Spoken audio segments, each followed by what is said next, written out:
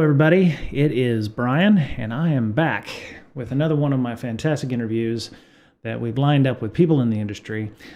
This is the BreakSec Education Show, and thank you all for being here. I have with me this week Mary Gardner from Goldilocks. And Mary, thank you for taking the time to come and speak with me this week. Thanks, Brian. Mary Gardner. I've been in the industry for about 25 years, mostly in management roles. Worked in industries from finance to tech to healthcare. I'm currently working with a company called Goldilocks. We're a security consulting company that's really focused on helping customers achieve right-sized security for their organizations and building an organization that's focused on real security and risk management. Fantastic. So thanks for having me. Right on.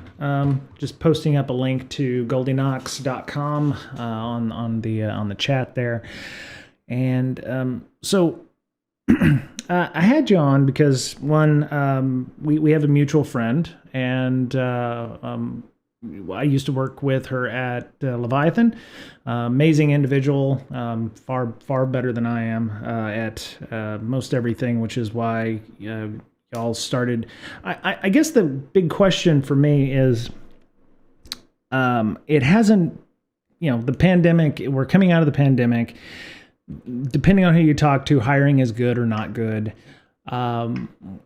Why was now the time for you to go ahead and establish Goldilocks? Was it just you felt like it was a good time in the industry, or you were just tired of the corporate life and you wanted to be the navigator of your own boat? What was the impetus to start Goldilocks? That's a really good question, and I think it's kind of all of the above. The right time. The SEC's really focusing on security in organizations, especially publicly facing, publicly traded companies. And I think between myself, the friend that you mentioned from Leviathan, we found that consulting companies were really lacking in good advice and really focusing on what organizations needed from a security company rather than what they pro forma provided as a consulting company. So I think we're really trying to take a bespoke approach and understand our customers and how we can really help them build a security organization that will meet the needs of their customers and the compliance requirements they have to fulfill. Right. Okay. So you mentioned SEC. Is that are these the new requirements for like breach notifications or material control, or are there other ones that I was unaware of? That's primarily the one. They did have a they did have a proposal to require cybersecurity educated members of the board on publicly facing boards. They've since rescinded that. They've taken it back and are trying to massage that, I think. I think we'll still see some sort of requirement for board reporting from the SEC, but it hasn't gone through yet. They haven't figured out exactly how to word it. Right. It sounds great. Having somebody on the board who actually understands security, because it feels like a lot of these boards are just there because either you've invited your friends to hang out with you at your company, or you've paid the toll fee to get into the executive washroom. Why do you think they push that back? Do you think that there was just a lack of people in the information security industry that could be on a board, I think there's a couple reasons. I think one is there is a lack of people experienced in information security that could sit on a board and understand all of the rest of the board concerns. I And maybe that's not truly the case. Maybe it's the general feeling among corporations who are trying to find members for their boards. They want Mm-hmm. well-rounded board members that, will help them take care of their company and be good stewards and help them manage and grow their companies. Right. And I think in a lot of cases, from a security perspective, we have a tendency to speak in terms of uh, security jargon, right? Right. Vulnerabilities and breaches and incidents and response and resilience. And that's not always the way a corporation wants to have their board meetings go. So I Right. think it's incumbent upon us, if we want people who care about information security to start speaking the business language and really show that we deserve a place at the board table. Right. Right. I know we do, because frankly, I've had the pleasure of working with a lot of security people who are the smartest kids in the room. Not just security, not just information security, but also, they understand finance. I think we have to understand finance and business and technology and product development because of what we do. It's such a broad ranging field. So I think we can speak to it. We just need to convince everybody else we can. Right. So, I'm. So you mentioned the language of the board, and I'm kind of interested in that. I'm sorry, we're going a little bit further than what I put on the original Google Notes, but you talk about the language of the board and security people. So I kind of see that. It's like, you've got your levels, you've got your tactical, you've got your operational, you've got your strategic kind of stuff, you've got your, whatever's above strategic. Strategic is fairly broad at that point, but what does the board care about? Generally, the bottom line and any risks that could impact that. Um, when I think when we think about information security risk, it's always top of mind for us because we know what's out there and we know, um, I lost my word. We know the impact it could have, Right. and we know that it could be very detrimental. But in reality, we have, boards that are taking care of chains of grocery stores that have slip and fall issues from their customers on a daily basis. So Right. they have hundreds of thousands of potential lawsuits that are also a risk that they care about. Right. Right. And we have to understand that and understand where we fit in that business landscape and how we ultimately impact the bottom line.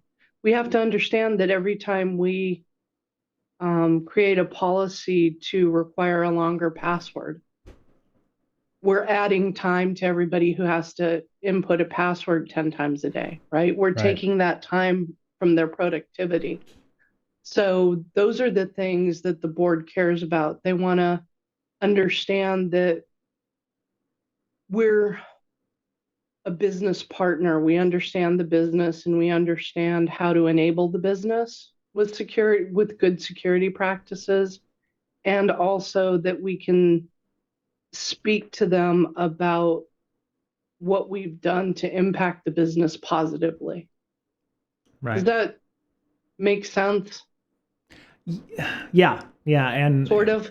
no, it makes complete sense to me, and I don't want to say I've railed against this in other shows, but it's like we don't have a lot of positives that we tend to be able to look at. And I guess if you're on a board and you're always thinking doom and gloom, or you're always expecting the worst, and they're in some ways, some of the board people are expecting cheerleaders and to be behind an idea. And when I think of something, especially at work, and I'm not even at a board level, I'd like to be one day. But when a product team or something comes in and goes, "Hey, we've got this great idea for a floating toilet seat or whatever," and it's like, why?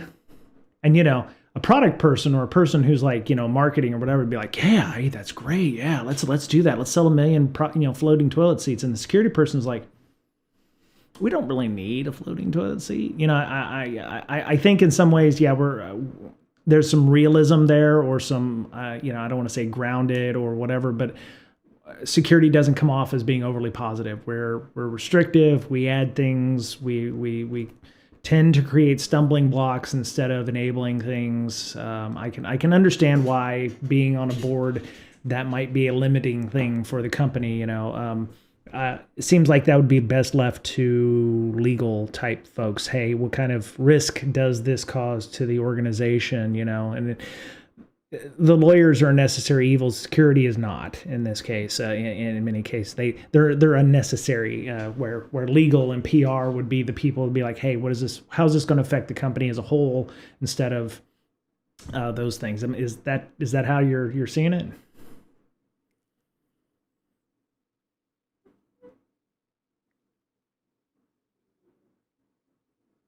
I think that can be the I think that can definitely be the way the board sees us, right? We're the Department of No. Right. Exactly. We're Exactly. we're the reason we can't do things.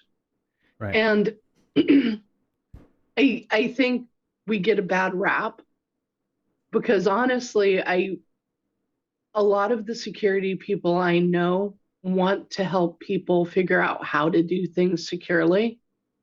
Right. And what we've got to do, there's a tension between the product people that want to make the floating toilet seat and the security people that want to attach it to the right plumbing. Right. Right. Right. Right. And I think we have to figure out a way to move through that tension and be a team that functions as a whole. Yeah. It's not us and them. It's ultimately, I think what the board wants to see is a cohesive team that's working to build the business and make the business more profitable. Because Right. you need both sides of that coin. But I think sometimes what the board sees is a brokenness, Mm. Yeah. A lack of or a alignment. friction. Yeah. Yeah. Yeah. And I think you felt that friction. Yeah. I feel it all the time, and I'm not even on a board. It's like just trying to get people in a product team to understand. Hey, you're not you can't. It's not that you can't do that. It's that you're going. I understand the evil that bad people are going to do with something that might actually be a good thing, but yeah, it's hard, especially with I deal in IoT security, so privacy, security.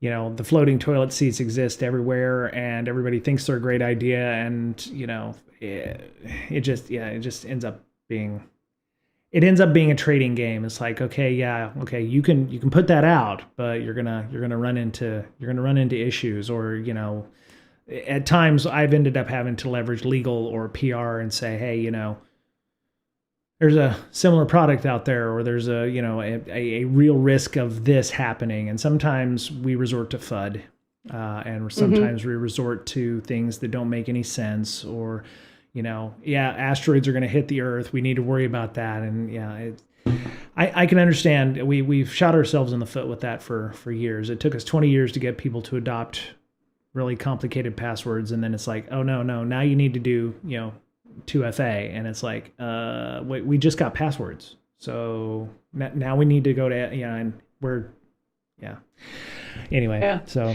and yeah, it's interesting because right, you can play the spin game with 2FA, and you can make it in the past I've been able to make 2FA a business enabler. Yeah, because you're putting it in place, and you can reduce the times you use the passwords, right? right. And so I think it's I'm not a marketing person, and I don't want to play one on TV. Please don't make me. But I think it's about how you approach the business when you're saying, hey, look, we need to change because this is going to make it better.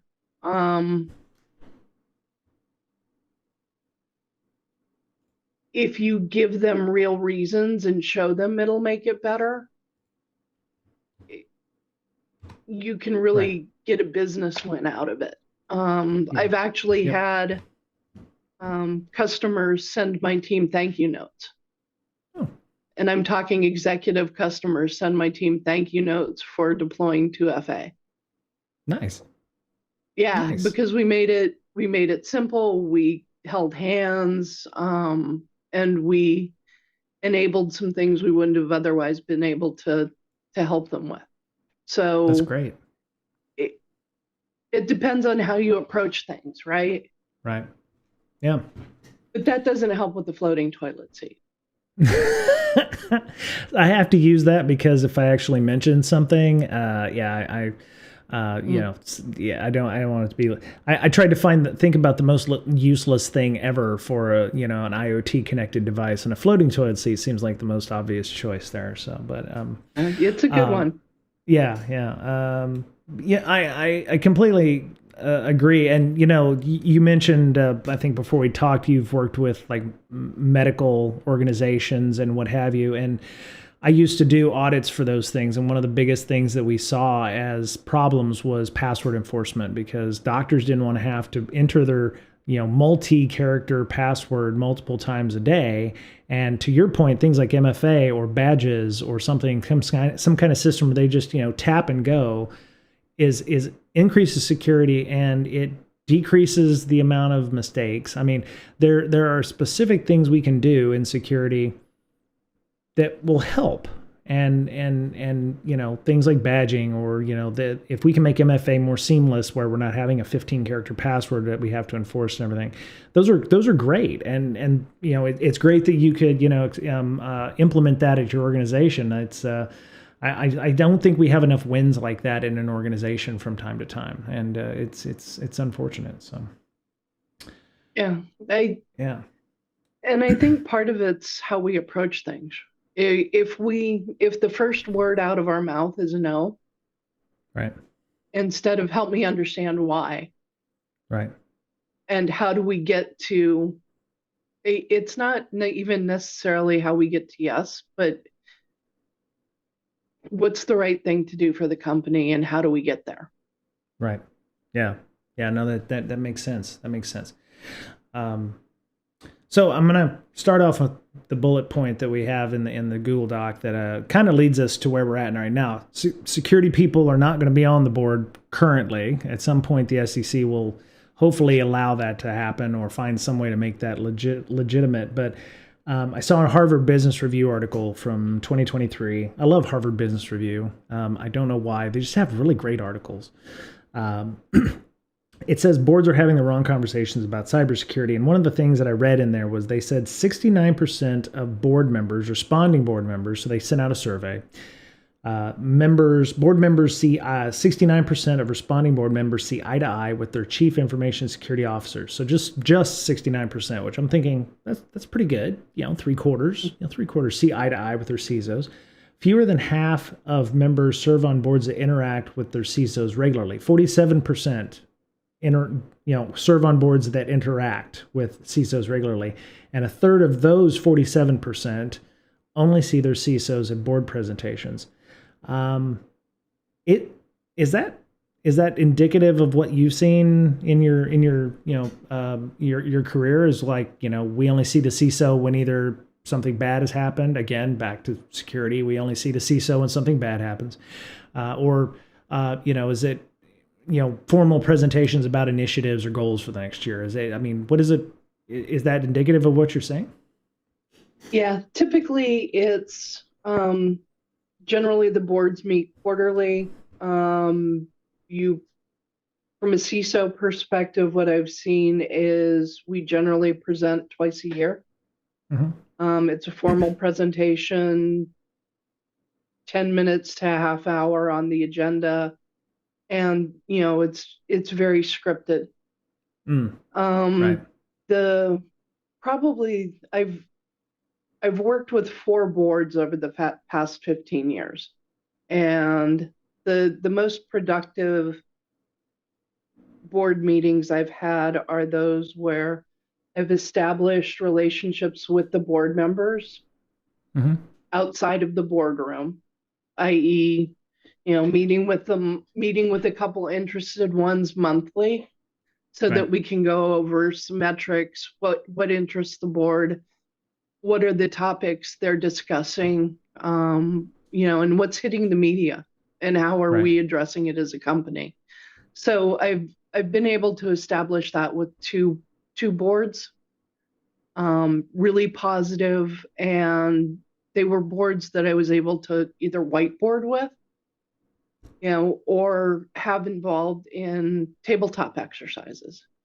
Right. Having board members actually involved with some of the response preparation, I think is really important and really eye-opening. So they get to see what you deal with when you think there's an issue and how you deal with it.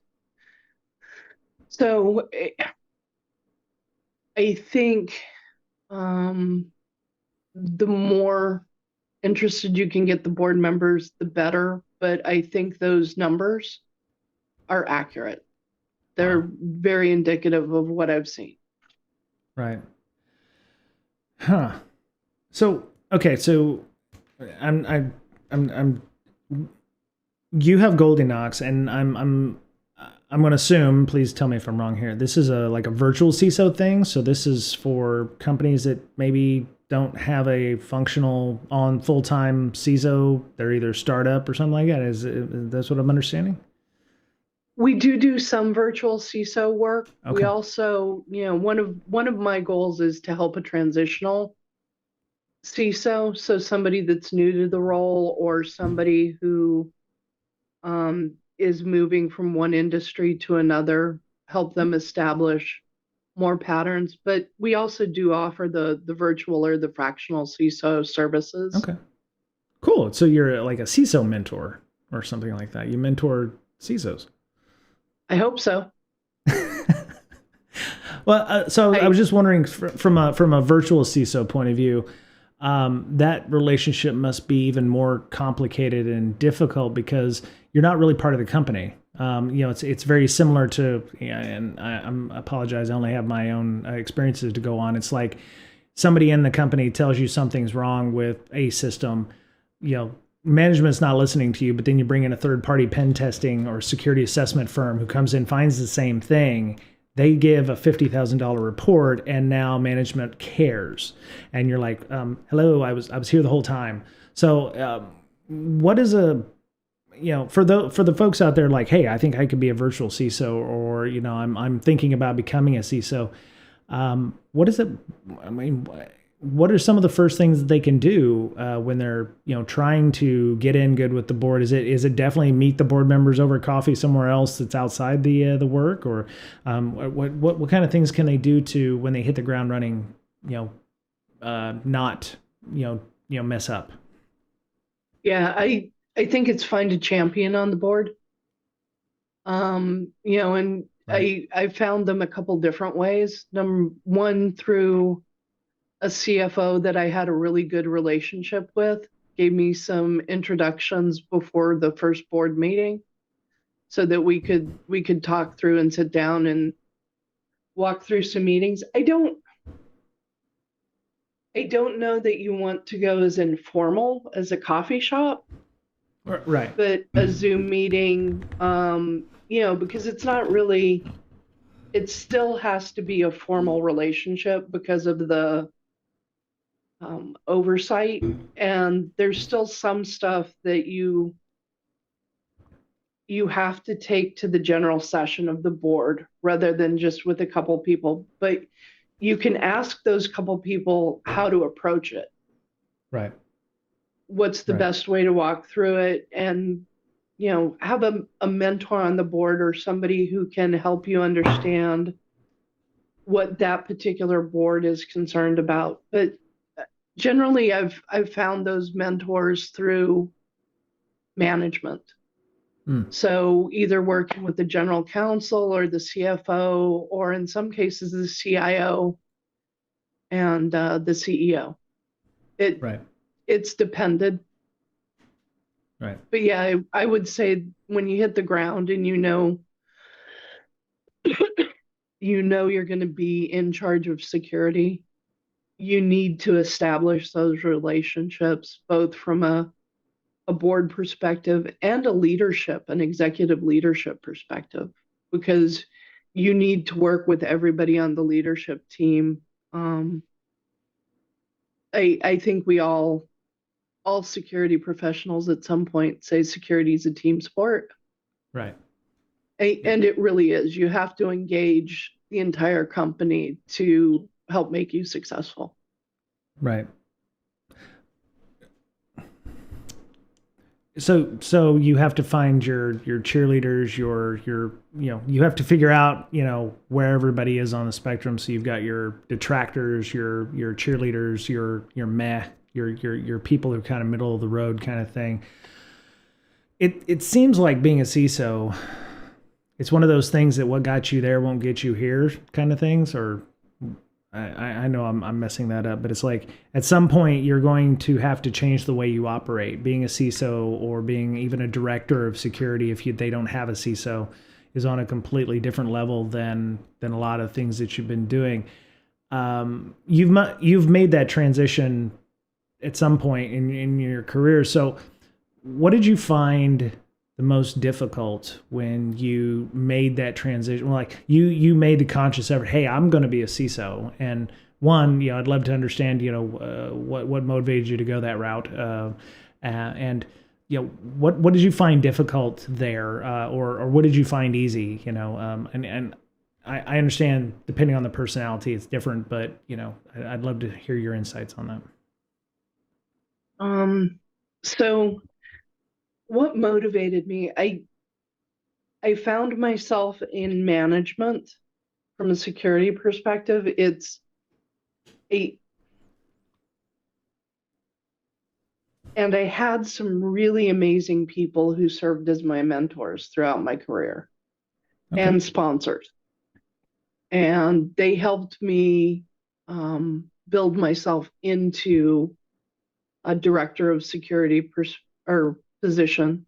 And I realized that the next step for me was going to be CISO if I wanted to continue to grow. So my biggest challenge, and it's still a challenge, I'm I am not comfortable in front of big audiences. Okay. I am not a natural speaker, Okay. public speaker. I like conversations. I like, you know, building a team, but I've had to really work on presence and building the ability to sit in front of a board and not have my heart beat out of my chest. Okay. And just finding ways to get through that. And probably the other big challenge I had was taking geek speak and learning how to take that to a boardroom Hmm. and make it relevant to the board and to leadership.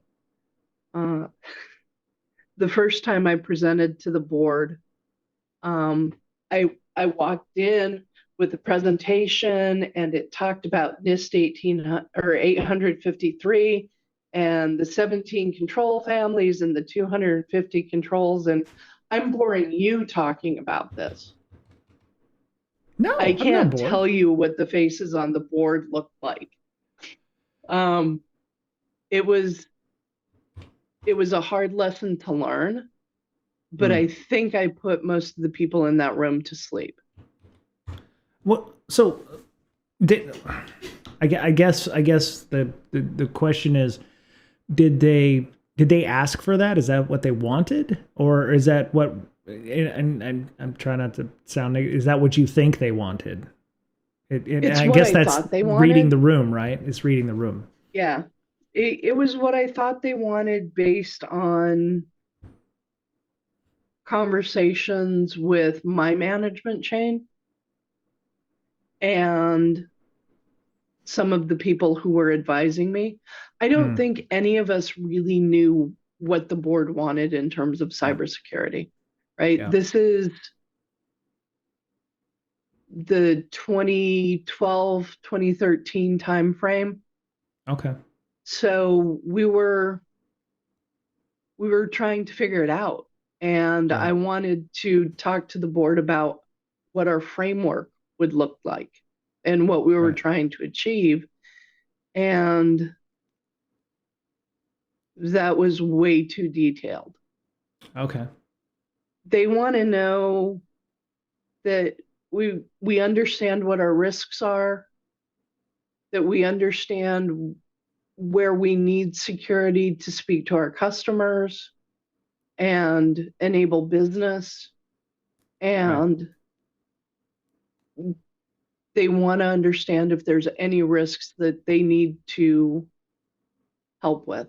I think ultimately the board really wants to help the security program. They just don't know how. Right. Right. That makes sense. That makes So, sense. That makes sense. but Yeah. yeah, it was at that point in time, it was rolling the dice and seeing what we ended up with and adjusting from there. But Right. we adjusted, we made it better. We were invited back to the next board meeting, so it wasn't a total loss. That's cool. Yeah. Yeah. Yeah. My, so I'm not, I think I'm an extroverted introvert. So I have my moments, I have my splashes of energy.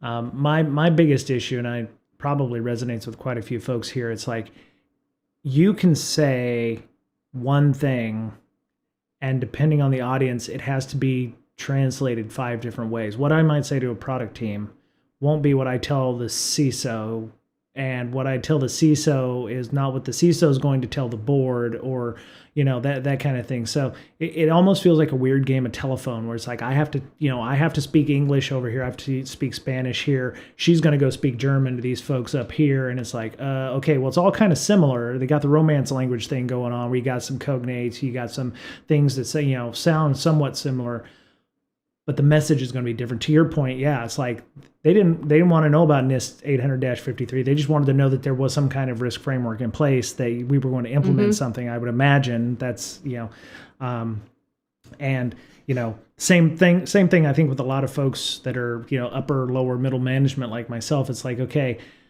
you have to say the same thing 5 different times or 5 different ways, because the CISO only cares about maybe the not the how, or but maybe I don't know which one of those questions it would be, but it'd be like I've got it under control. This is the what. Okay, this is the what's happening or whatever, but not the how I'm going to fix it.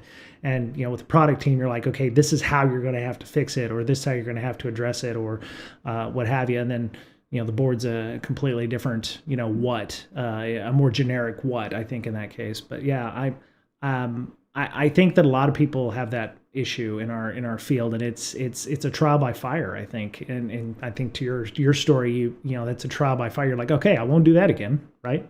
A lesson learned. Yeah, room to grow, I think. I'm reminding myself of a story that I read where the tenure of a CISO is 2 years, and I've also been told that you really have to be at a job 2 years before you can be considered the owner of the thing. So I'm trying to find out if those two are corollary. It's like, by the time the CISO gets to actually own the program or the project, they're either being kicked out because they didn't get the job done, or they're moving on because something has happened. So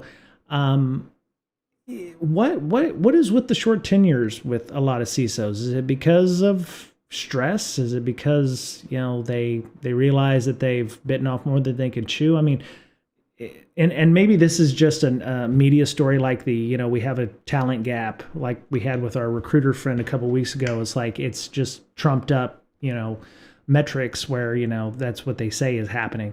Do you see a lot of CISOs lasting more than 2 years in their jobs? Not really. No, come on. I on. I'd love to spin a pretty tale that it's all Oh a lie God. and we find a company and we stay there for life. Um, Dang it. the grass is always greener, right? Oh, okay. There's always a better opportunity in some cases. I I I probably left one job that I completely loved and I was doing really well to chase the money.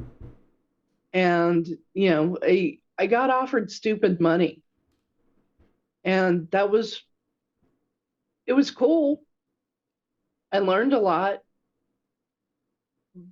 but I want to go back because I love that job. I love the team I was working with. I love the mission of the organization. And we were making some really good progress. Right. But I made that decision. I have to live with it, and you move on. Um, but in some cases, you just end up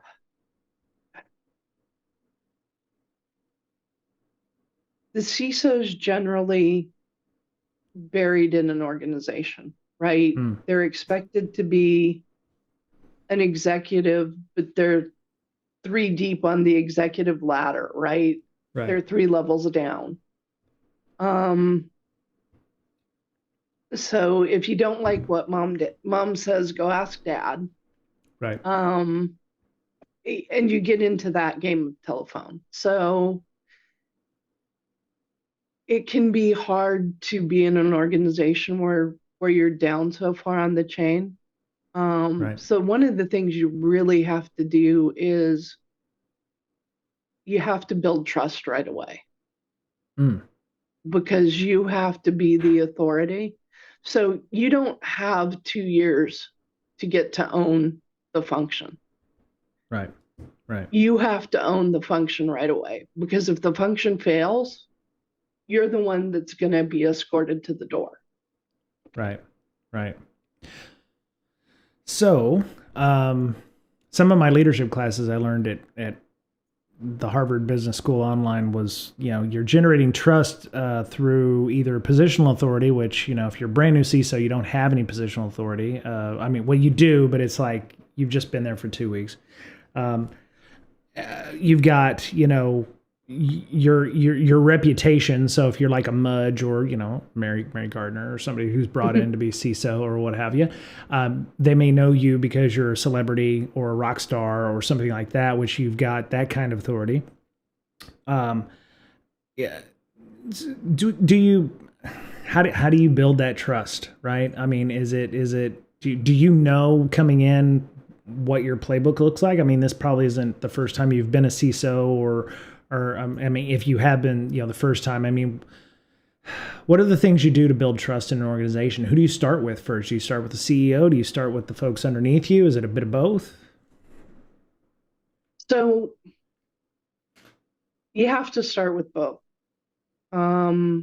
Mostly because when the day is done, if I don't have a team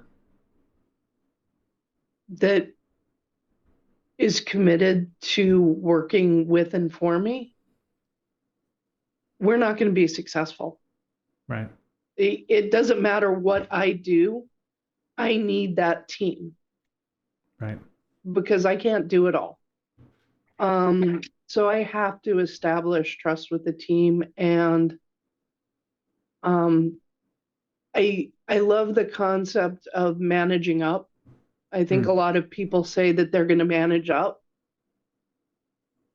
And you can do that, but only if you have a team that trusts you and, you know, that you trust. So there has to Right. be that teamwork from a security perspective. Right. And once you establish that, then you have to establish the trust among those people that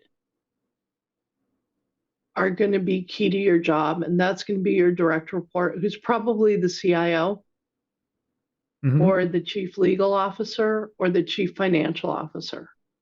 Right. So those are the three places generally the CISO reports. um, I honestly think the CISO at some point needs to be elevated to a position reporting to the CEO.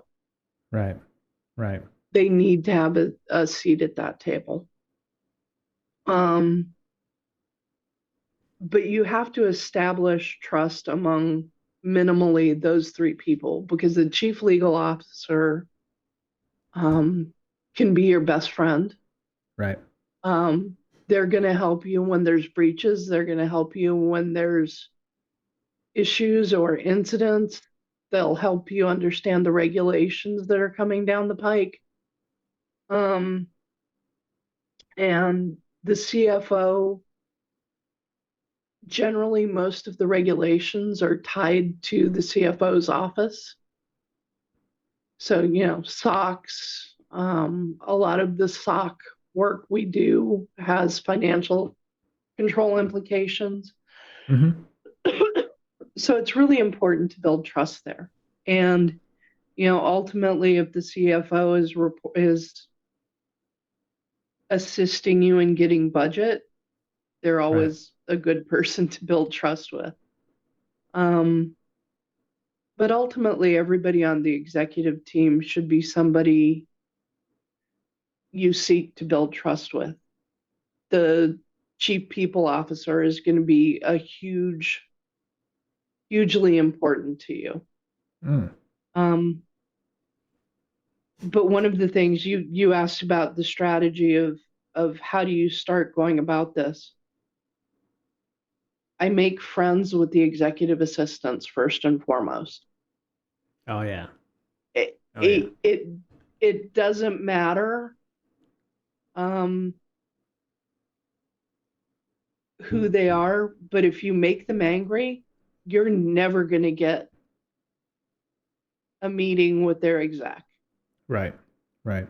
Treat them well. Right. Yeah. Yeah, they have more power, I think, than the CEO or the CFO or the CRO or whoever. Yeah, yeah. They know where the skeletons are buried. They know, they manage the calendar, that kind of thing. Yeah, they're super powerful people. So, But you also you they have the knowledge. They and if you help them, they'll help you. They're right. um, amazingly talented, overworked, underappreciated people that just really want other nice people to work with. Nice. Yeah. Yeah. So, kind of going back to what we were talking about with the different messaging and what have you with like product teams and with CISOs and stuff. Your approach to getting things done as a CISO, depending on who you report to, is going to be different. With the CFO, it's going to be numbers game. I need this new box. Well, our systems need to be upgraded to blah. Oh well, we don't got the budget for that. Legal is going to be what kind of damage can this cause the company. I'm assuming that you really have to be like you really kind of have to leave that technical side and be more of a people person, right? People, it feels like you really have to understand and read people properly with that, unless you're marketing CISO or something like that. Did you? I mean, when you're mentoring new CISOs, is that? I mean, what is it? What is it you tell them other than building trust is great, yes, but what do you ever size them up and go, okay, look, you're gonna have a rough time of it because you're not this, or you're gonna be really well in this job because you can do this. Do you have evaluations with CISO mentors or people that you're working with in transition that you say, okay, you're gonna run into this problem with these people or what have you? Yeah, I try and shoot straight with people, and if I think if they're trying to come across in a way that could be damaging, Mm, I'll work with them on that. And new CISOs have to be really open to, I don't want to say being a chameleon, but sort of being a chameleon, right. because you do have to change your tone and tenor depending on who you're dealing with. And it's not just positionally, it's also personally. Right. Because I have a tendency to be extraordinarily informal Okay. with people. I like going in and telling them the way it is and having an open, honest conversation with them. But it doesn't work with everybody. So Right. I have to adjust. It's not incumbent on the people I'm going to talk to adjust to me. It's incumbent on me to understand and read people like you were talking about. And Right. sometimes it's hard, Yeah. you know. But one of the things I tell people is if you're walking into a conversation that's going to be crucial for your career or your project, talk to people who know that person. Get advice, understand what they like, what works, what doesn't work. Talk to people who report to them. But do your homework. A lot of it's about, just really doing homework and understanding approaches.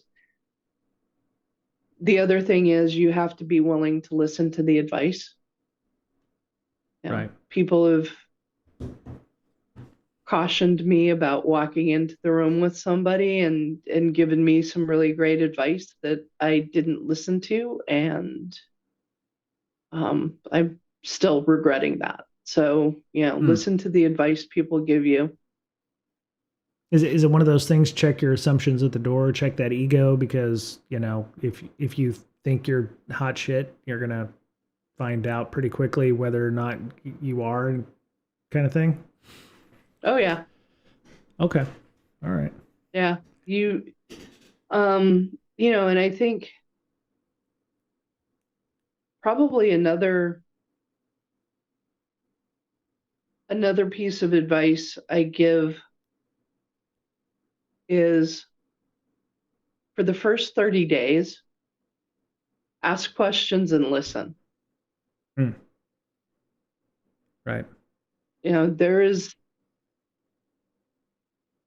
nothing so um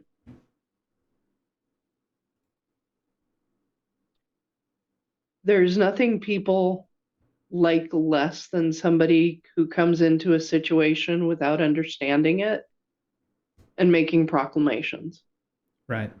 Right. Yeah.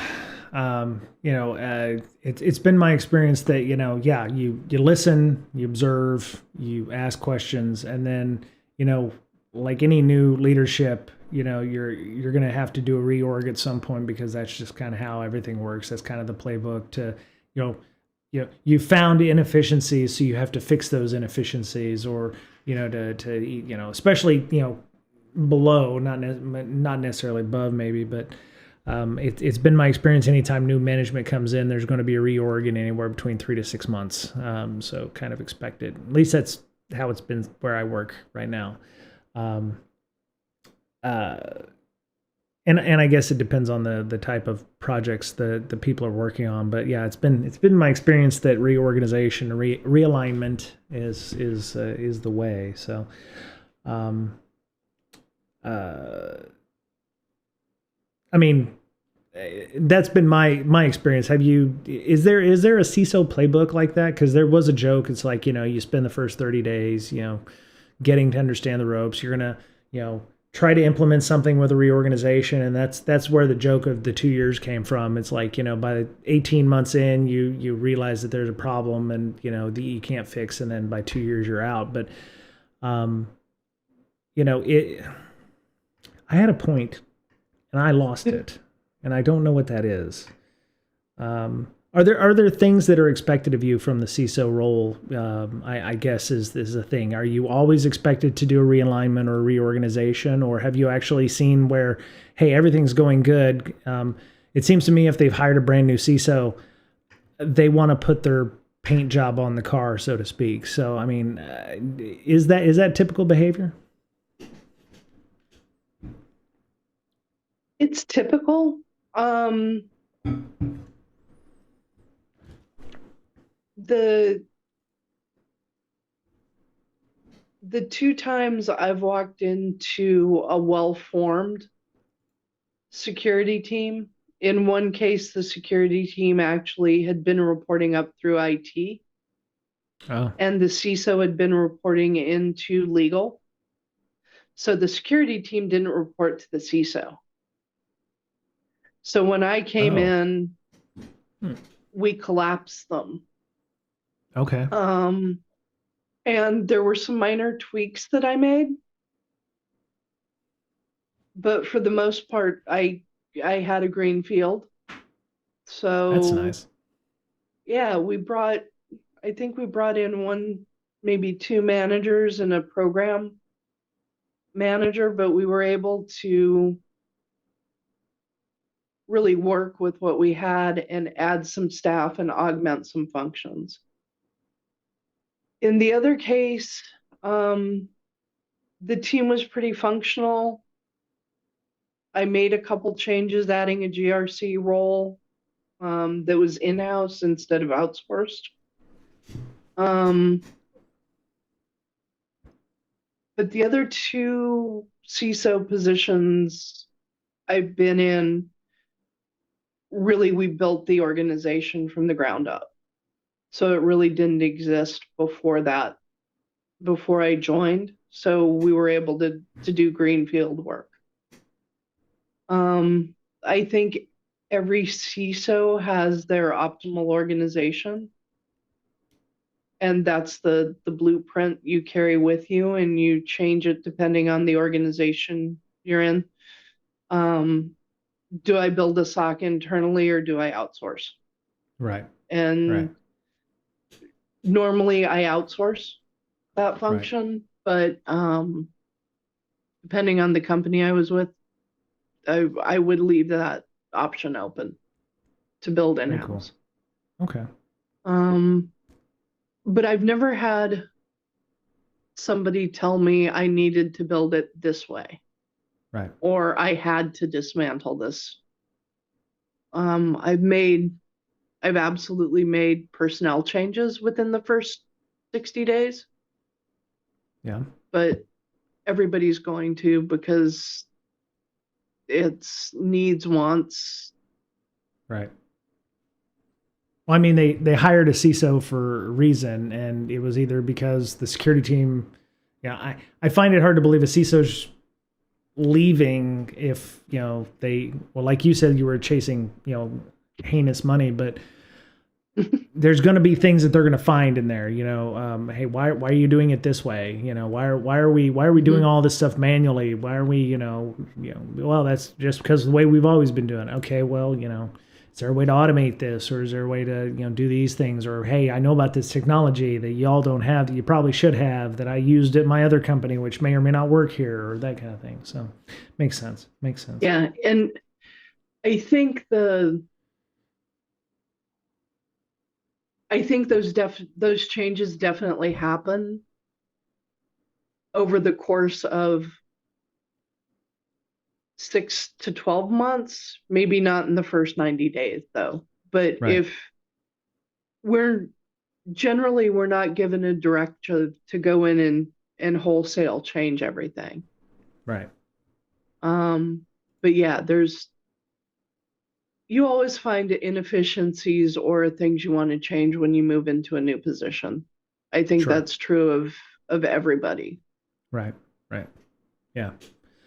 Yeah, I mean, if you clear cut everything, you're going to run into things like org goals or things that have been established that are going to get into jeopardy. So it makes sense. Yeah, you want to know where to make your cuts. You want to know where to add on, where to graft new capabilities or technologies, that kind of thing. And I guess that's part of the whole trust generation thing. You have to listen to the people who actually maybe need those things, have been asking for them for years and haven't been able to get them. So part of it is working with your teams to understand that. And one of the things there are certain people that I will always try and tempt to come with me Ah, when I find a new gig, right. and just figuring out how to, and it's because we've developed a long-standing trust relationship, right? Sure. Yeah. Um, so those are some of the things that I'll look for when I start with a new organization is who do I need and are there places where I can use these people that have helped me succeed in the past? Nice. And I think Nice. that's true of everybody. We want to have our tribe. Right. That makes sense. Um, so I wanna kind of steer back to a couple of things that you know, asking about. So you've worked with boards. You're probably working with some boards right now. Um, what, in generalities, if you can, what are boards most worried about these days? Is it the AI stuff? Is it trying to figure out how to stay, relevant with that new technology? Or do a lot of them even care, or are they just trying to figure out how to, productize it? Is there, what is the things that are keeping the boards up at night now? So it depends on the industry. Right. Um, but I think if you're talking about tech or manufacturing or any company that has intellectual property to Okay. protect, it's definitely AI is definitely on top of their minds. Right. I think the other thing is just an assurance of resiliency. Resiliency. You know, ransomware, well, the ability to keep managing through an attack, Okay. whatever that is, or keep managing through a loss. Right. Right. So do boards are definitely concerned with the ability to maintain the corporation through a ransomware attack, through a, a breach. How do we handle a breach? How do we respond to a breach? Um, and what are the repercussions if we do have a breach, right? Especially with the Right. SEC breach rules. I think boards are struggling with how to define material Mm. because it's not just a number.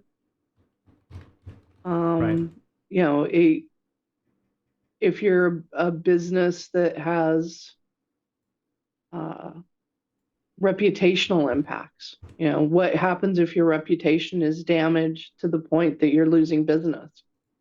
Right.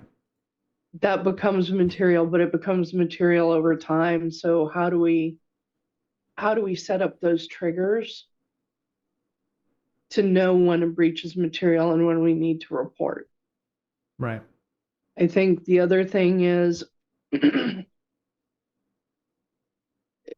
boards are concerned about whether or not they're getting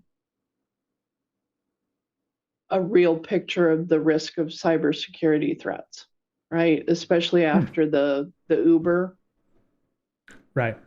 situation. Right. Is the CISO reporting to us accurately? Do we know everything that's out there? Right. Um, and I think the board's going to have to look and see whether or not they have the right reporting relationship to establish that trust with the CISO. So the CISO does have an open chain of communication to the board without, a stop in between for executive management, Mm.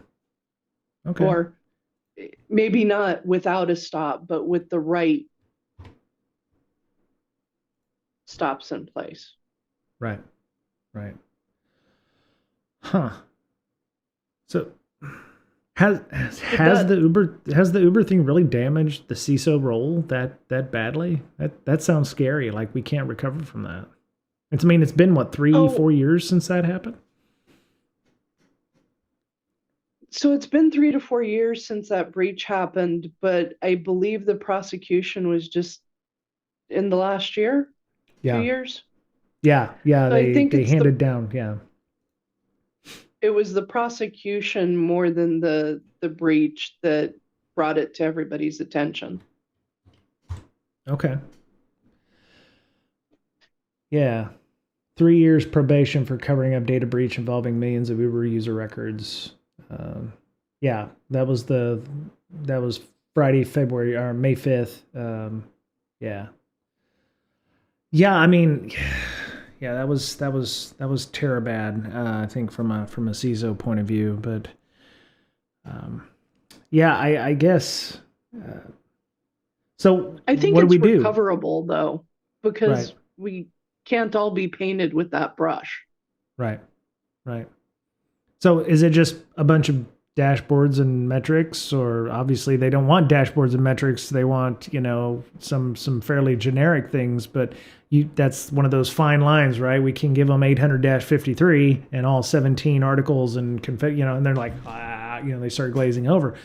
But they probably don't want a ton of metrics that they want to be told a story, but so it seems like there's a happy medium there. Again, that's one of those trial and error things, I guess, that you're gonna find out either you've done really poorly this month and you'll improve next month, or I guess there's always room for improvement. So Well, and if you're doing it right, you're having the conversations to understand what they want right, before you even walk into the room. And that was my big failing, because I never met with the board before I presented to them in that particular case. But when you meet with the board and you understand what they're looking for, and whether or not they understand what you've presented, it helps a lot. yeah, The other thing is you can't expect it in the full board meeting. So having those 2 or 3 advocates on the board that will um, give you honest feedback is really important, right, because the full board isn't going to spend the time to have a feedback session with you, right, which right, is unfortunate, but it's just not the way it's going to happen. So right. having a few champions on the board is really important. That's cool. Yeah. Plus, at those board meetings, I'm guessing the CISO isn't taking up the entirety of the time. You get maybe what 2 or 3 slides, if that, and a handful of minutes to be able to go, okay, this is what we're doing. Or was I guess in the case of the NIST 853 story, it was a meeting Oh, for the CISO to talk about those things. But I would imagine in most board meetings, you only get a handful of minutes and a slide or two to be able to go, okay, this is what we're doing. yeah, in the NIST 853, that was my introduction to the board. Okay. So that was actually an hour long, which was time not well spent. Um, but generally, standard board meeting, you get anywhere between 10 minutes to a half an hour. Oh, that's not too bad, I Um, guess. no, it's a half an hour is great. And if they're engaged in asking questions, Right. that's the best of all possible scenarios. Because if they're asking questions, they're understanding what you're saying. And that's a really good indicator of whether or not you've um, hit your mark. Right. Right. I guess it's you have to figure out how much content you want to put in. If you put in 10 minutes of content and have 20 minutes of questions, that's great. But if you put in 10 minutes of content and you get like 3 questions, you're stuck there with another 20 minutes and you're like, you know. Yeah. And So either you did a really good job of explaining everything in 10 minutes, or they didn't understand a thing you were saying and don't even know where to start asking those questions. God, now I don't want to be a CISO. This sounds too nuanced for me. I can't no, handle Brian, this. you need to be a I can't. CISO. No, no. You're asking the right questions. Nobody You wants me are. as a CISO. I'm upper lower middle management. You have no idea. Um, so Upper lower middle management is kind of what we all are, I think. There's always somebody above you on the rung on that ladder, I guess. Yep. Yeah. Okay. Okay. Well, I guess one of the last things we get, to segue into that is when do you when should somebody feel confident that they could be a CISO? Because I know people who are CISOs of companies where they're like employee number two, and you're like, are you really the CISO because you're also the head developer, janitor, caterer, head of development, IT person, that kind of thing. You're in, okay, you have CISO in title, but it's like, when is the time to make the jump? When is it like, hey, I'm tired of being a technical person. I want to go and be a people person now, or I'm not starting to feel this. It's like the imposter syndrome in me is like, I don't even know if I could even be a CISO at this point. Who would want me? And what does the skill set look like for somebody like that? I guess I'm asking maybe a question. I don't know if it's the right question. So, a couple things, but I'm going to step back a minute because Please do. I don't want to paint a picture of doom and gloom for a CISO. Wait, we started with doom and gloom. Well, look, this is probably, I started out my life as a biologist, right? And I made several career hops and I found security. Okay. And I love this job. I love the challenges. I love the fact that every single day I have to use a different skill or use a skill that I've grown in a different way. And it's not just a technical skill, but it's also the people skills. Right. I think there were two questions that I think I'm going to tease out of what you asked. The first one is, a lot of times people get a CISO role along with a lot of other stuff. Right. So they're doing the function of information security and they get that title. I think you have to honestly ask yourself, does my CISO role conflict with any of the other hats I have to wear? Right. And if it does, it could be problematic. I've been in a position where I was for all intents and purposes, a CISO. A person in the IT department left, and I was asked to sit in their chair. Right. And I said, I will do it, but you have to understand that it conflicts with my CISO role. Right.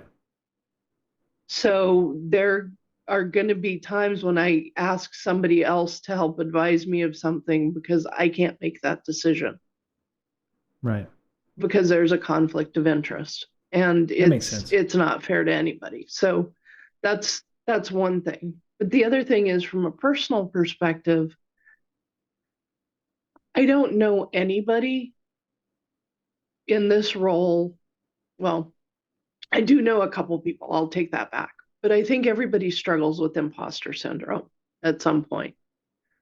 This is a big role. I mean, we used to joke that information security was an inch deep and mile wide. Right. To be good at this role, you now have to go at least 6 inches deep and a mile wide. Right. Right. Or you have to be able to build that team. I think you're ready for the role if you're ready to stand in and take the hits and answer the hard questions. If you want to lead a team, because you have to lead the team, you have to be transparent with them, you have to let them know what's going on, and you have to grow them. I think that's probably a mistake I've made in the past, is when I had the opportunity to take somebody into the board meeting with me, I haven't done that. Oh. And that's a great growth opportunity for people. But I think if you go in every day to play with the technology, you don't want to go to a CISO role yet. Right. When you get past the point of wanting to be that hardcore technologist that's figuring out how to solve everything with technology, wait a couple years and Okay. then see if you change your mind and you really want to work with people more. Right. Um, I think it's a great place to be because there's nothing better than seeing somebody's eyes light up when they understand. Right. And you can do that with your team, you can do that with leadership, and you can do that with the board. Very good. Okay. Okay. Yeah, it's kind That, of yeah. That makes 100% sense. When I was working at CrowdStrike, I've told this story, I think even to a couple of folks who are on our stream here. I realized that I did not have the mentality to sit for 12 hours at a computer trying to get a shell or to try to, do pen testing or red teaming or what have you. And I realized, well, okay, I probably should like move to a PM type management role, which is why I ended up at Leviathan with our friend. And it I'd like to think I'm good at being a PM, but yeah, I've found myself at a crossroads, because I'm now colonoscopy years old, and I realize that you gotta do something right with your life. I've got to grow up and do something. So it's good feedback. I appreciate that, and there's a lot of folks who say, yeah, they're willing to take those punches and willing to, take those hits until they actually end up having to do so. And I think that's where you prove your mettle, right? If you'll find out at your first board meeting if you get your ass handed to you and you're finally, oh, okay, this was awful, or what have you. But yeah. I think So maybe go another ahead. key there is um, you don't necessarily treat your mistakes as failures. Oh, You understand that they're learning opportunities, they're ways to get better. okay. Okay. You mean like Edison, I didn't fail at making a light bulb. I just figured out another way of not making a light bulb, or it's said in context, right? So, okay. Yeah. Okay. Very cool. Okay. Well, wow. Time does fly when we're having fun. I want to talk a little bit about Goldilocks again. I mean, I'm on your website and it's got a very hypnotic background, which I love. And you're doing a lot of different services for enterprises, startups, which is something I've actually, one of the things moving to San Diego, we have a fairly healthy startup community down here, and I was like, oh, I'd love to, be a really cheap security advisor to some of these folks and whatever. And um, uh, when you're talking to startups, you've got cyber liability audits and certifications. They must come to you as a startup at some point and go, okay, we've got a customer that's asking questions, about how we're storing data or something. I'm assuming at some point a startup will come to you and go, okay, we've reached a point where people are actually asking about security. And I don't know if it's actually gotten lower in the initialization phase or the unicorn phase, before Series A or whatever. Have you noticed, from a Goldilocks point of view, when they've started asking about security, is it become sooner rather than later in this journey? Absolutely. And one of the things, so people are more and more concerned as products are more um, software as a service, Right. about making sure that their data is secure. And there's more certifications for those types of providers. When people were buying software and just deploying it in data centers themselves, I think there was less concern about that. But Right. now that I'm trusting my data to the service, I have more concern about that. So I would, as a CISO, I would ask earlier in the process, Right. for a SOC 2 or something like that. Um, and I think for many providers that are offering SaaS services, it's actually a deal ender if they don't have a SOC or a SOC um, 2 type 2. I Hmm. know there's been companies I wouldn't do business with because they didn't have a SOC. That makes Um, sense. Yeah. but yeah, so it's definitely earlier, and I would, I this is me being a salesperson without my sales hat on. Um, the earlier you bring a security advisor in, especially if you're building a product, the better you are. Because if you build those controls in from day one, number one, you don't have to retrofit them later. They're not as expensive. Number two, you establish good practices right up front. Right. And our friend that we've mentioned from Leviathan is really good at advising on those services from a software Oh delivery yeah. perspective. Oh yeah. And I think that's one of our shared passions is Right. making sure we're building better software. Yeah. That's awesome. I also, just looking at your partnerships on your page, I also know one of the other companies there that is um, pretty good too. So yeah, I think yeah, I think it's good to have good partnerships. It's good to bring in security as soon as possible, but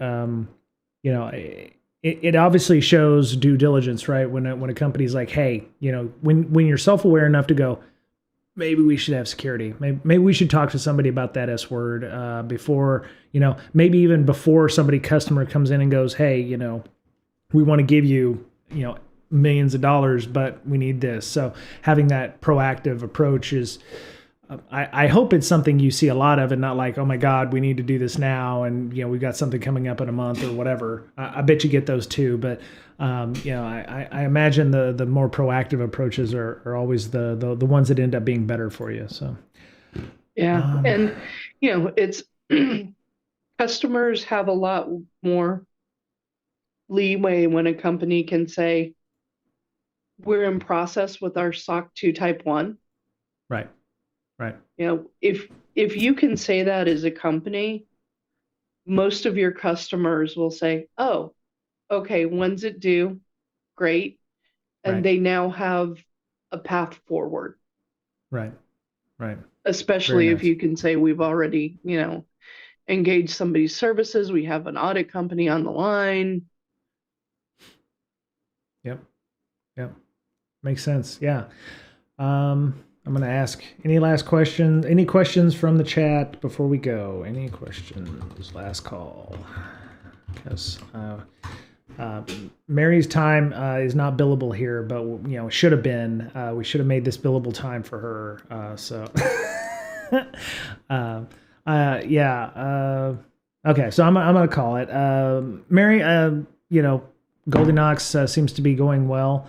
Okay. So one of our friends, GoPro Sloyo, says, "What kind of do you do fractional type CISO work? Is fractional different than virtual?" I don't necessarily consider it much different, Okay. but it's providing services for part of a week. Yes, we do. Okay. Okay. Very Uh, cool. Very nice. Um, yeah. Yeah. GoPro. Check out goldyknox.com, man. If y'all need anything, amazing people who work there, by the way. Mary, if people wanted to talk more about being a CISO, or hey, I think I could be a CISO, please mentor me, or whatever, how would they get a hold of you? How would they contact you? Um, email mgardner Okay. at goldyknox.com Okay. and my LinkedIn profile. And that's pretty much the best ways to get a hold of me. If they wanted to call 206-218-6900. Okay, very nice, very nice.